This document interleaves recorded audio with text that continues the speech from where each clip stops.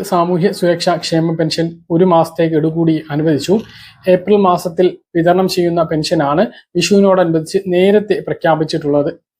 March മാസം 26-ാം തീയതി മുതൽ വിതരണം ആരംഭിച്ച പെൻഷൻ ഏപ്രിൽ 4-ാം തീയതി വരെയായിരുന്നു വിതരണം ഉണ്ടാകുക എന്ന് പറഞ്ഞിരുന്നത്. ഈ ഏപ്രിൽ 4-ാം തീയതി തന്നെ അടുത്ത പെൻഷനും ധനമന്ത്രി കെ എൻ ബാലഗോപാൽ പ്രഖ്യാപിച്ചിട്ടുണ്ട്.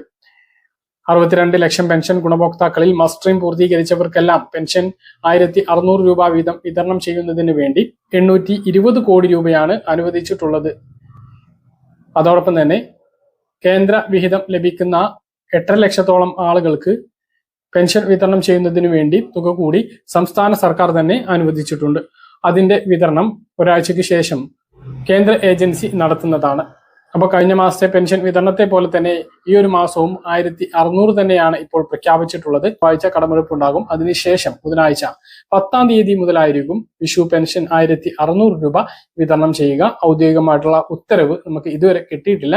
അത് കിട്ടിയാൽ കൃത്യമായിട്ട് അത് നിങ്ങളെ അറിയിക്കുന്നതുമാണ്. ബാങ്ക് അക്കൗണ്ടുകളിലേക്ക് എത്തുന്ന 26 ലക്ഷത്തോളം പെൻഷൻ ഗുണഭോക്താക്കളുണ്ട്.